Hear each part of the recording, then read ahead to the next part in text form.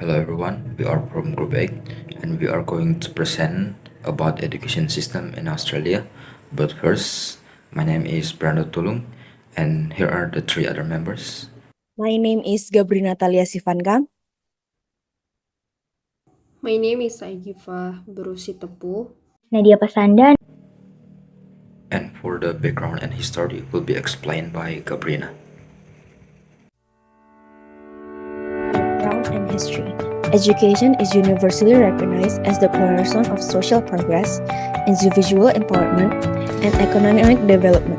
Across culture, continents, and centuries, the pursuit of knowledge has been revered as the catalyst for transformative change and the gateway to opportunity. The importance of education resonates not only in academic institutions, but also in every aspect of human endeavor, shaping mind, fostering innovation, and driving social mobility. Educational institutes employ 7 out of every 100 people in the workforce. In employment terms, education and health are the two largest industries in the country. Prior to European colonization, indigenous Australians had their own system of education, primarily transmitted orally through storytelling, ceremonies, and practical skills. With the arrival of British settlers in the late 18th century, Western-style education system began to emerge. Initially, education was primarily reserved for the children of settlers and focused on religious instruction and basic literacy. Then, throughout the 19th centuries, the Australian colonies developed their own education system with varying degrees of government involvement and religious influence. Compulsory education laws were gradually introduced, and by the end of the century, most colonies had established free, secular, and compulsory primary education. Following the Federation of Australia in 1901, the newly reformed Commonwealth government took on a greater role in education policy. The 20th century was the expansion of public education, including the establishment of secondary schools and technical colleges. Then, the period after World War II witnessed a significant expansion of education access and opportunities. The government invested heavily in infrastructure, teacher training, and vocational education to meet the growing demand for skilled workers in a rapidly industrializing economy. During the 1960s and 1970s, educational reform aimed to promote equity and diversity. This period saw the introduction of comprehensive high schools, greater emphasis of indigenous education, and the expansion of tertiary education through the establishment of universities and vocational institutions. In recent decades, there has been a continued focus on improving educational standards, increasing funding, and adapting to social and technological changes. Key developments include the introduction of national curriculum frameworks, efforts to address educational disparities among indigenous and disadvantaged communities, and the integration of technologies into teaching and learning. And now I want to explain about primary, secondary, and tertiary education in Australia. So, in Australia, primary education typically starts at age 6 or 7 and lasts for 6 or 7 years, focusing on literacy, numeracy, and social skills. Some areas have middle schools for grade 7 to 10 before high school or college. Education is overseen by regional governments and is compulsory until age 15 to 17, depending on location. In Australia, there's no distinct middle school phase. Students progress directly to high school with a common academic curriculum. Upon reaching legal age, they can pursue university preparation, vocational training, or employment. Secondary education from age 13 to 18 offered in primarily specialized subjects. Those completing year 12 receive a senior secondary certificate of education. Tertiary education takes place at universities or technical colleges, of which there are many, some religious, some private, and some centrally controlled. Vocational education and training in Australia. Vocational education and training, or VAT, is a practical education and training approach aimed at preparing individuals for employment. It serves various purposes, including facilitating entry into the workforce, skill upgrading, career transition, and re-entry after a break. VET courses are typically offered by registered training organizations or RTOs, such as Technical and Further Education or TAFA institutes, private colleges, and sometimes universities. These RTOs are regulated by state or territory authorities to ensure quality standards, industry collaboration for relevant course design, and the awarding of nationally recognized qualification. Additionally, RTOs accepting international students must be registered with the Australian government's Commonwealth Register of Institutions and Courses for Overseas Students or CRICOS to ensure quality education provision for international learners. The VET sectors include the following types of qualification. The first type is Certificate 1 to 4. These courses provide introductory skills and training. They teach industry-specific knowledge and skills in communication, literacy and numeracy, and teamwork. They vary in length from 6 months to 2 years. The second type is Diploma.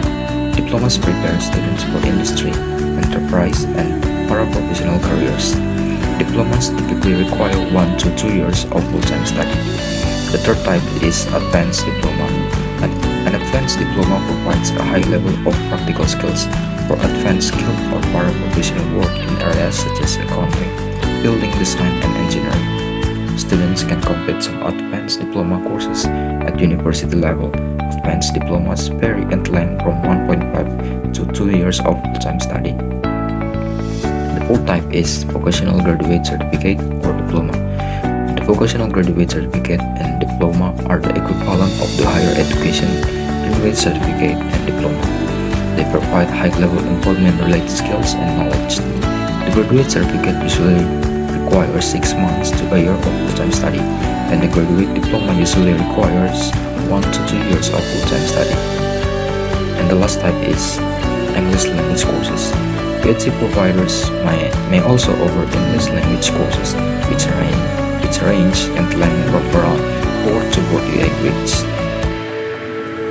Traditionally, VET courses are known to focus more on providing practical, work-oriented occupational skills, whereas university or higher education courses are better known for focusing on providing theory based on knowledge and professional career paths.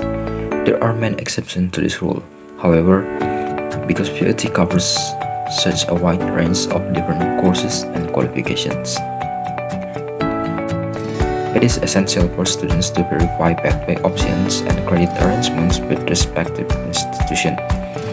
Increasingly, higher education graduates are pursuing VET qualification to gain practical job-focused skills for entering the workforce.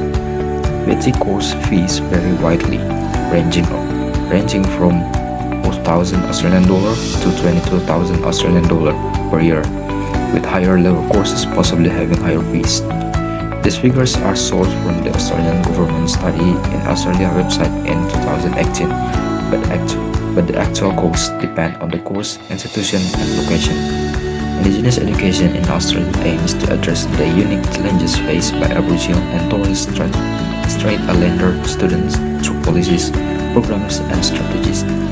Key goals include improving educational outcomes, bridging the gap between Indigenous and non-Indigenous students, and fostering cultural recognition and inclusion.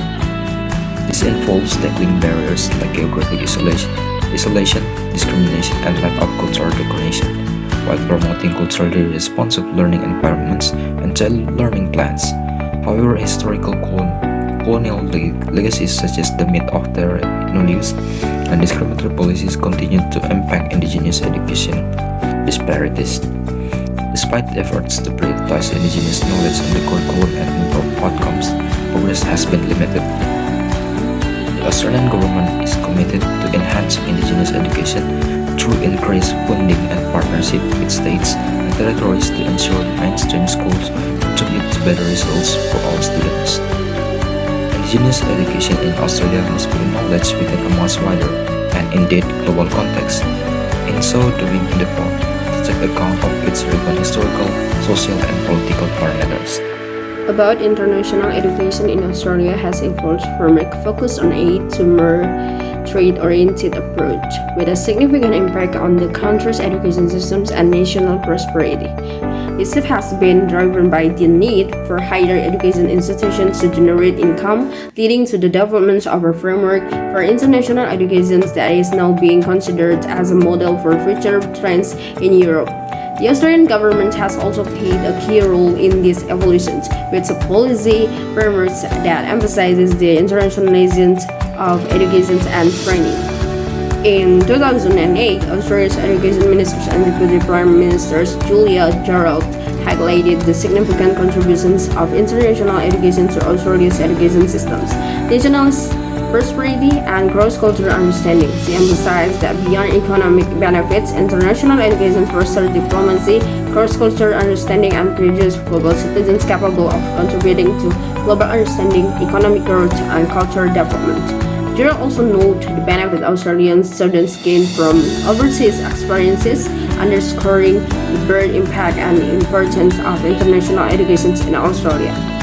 However, Australia's ranking has split within the OECD, now standing the 9th out of 30 countries for the proportions of the populations with degree level qualifications.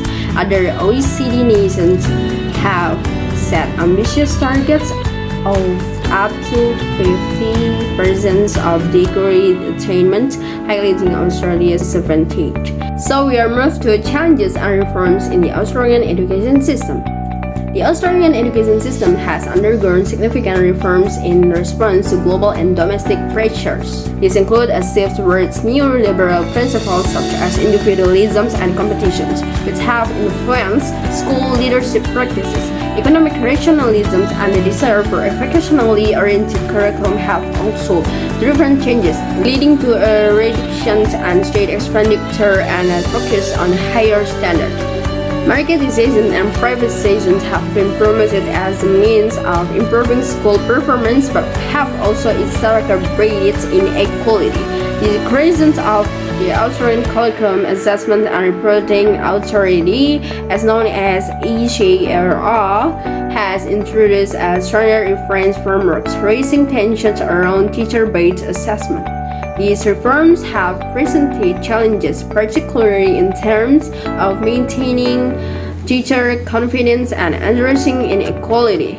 The reforms to school education in Victoria is marked by comprehensiveness, coherence, and a focus on clear outcomes, all aspects of systematic reforms.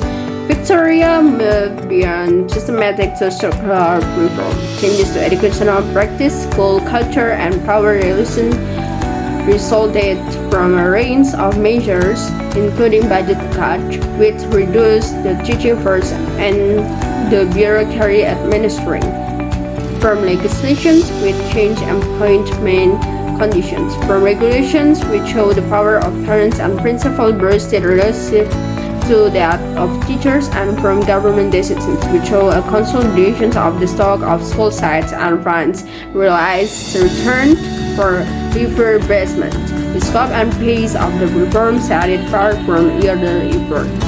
The reform was not only systematic but also structural. The introduction of site-based management and the rationalizations of primary and secondary schools are most comprehensive of the reform elements. In conclusion, the Australian education system is a complex and dynamic ecosystem that faces a multitude of challenges while undergoing continuous reform to address the issues and enhance educational outcomes. From improving equity and access to education, to ensuring high-quality teaching and learning experiences, and to embrace digital literacy and fostering 21st century skills. The Australian education landscape is evolving to meet the needs of diverse student population in an ever-changing global context. Efforts to promote equity and access aim to reduce disparities among student groups, while reforms in quality and standards seek to ensure consistent excellence across all schools and sectors. Embracing technology and digital literacy is crucial for preparing students for the digital age, while nurturing a skilled and motivated educator workforce is an essential tool for maintaining teaching excellence. Furthermore, maintaining Australia's competitiveness in international education requires strategic initiatives to attract and support international students while promoting Australia's strength in research, innovation, and industry partnership.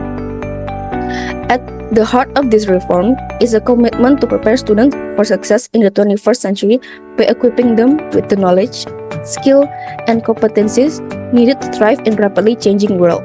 By addressing these challenges and implementing effective reform, the Australian education system aims to foster inclusive, equitable, and high-quality learning experiences that empower all students to reach their full potential and contribute positively to society.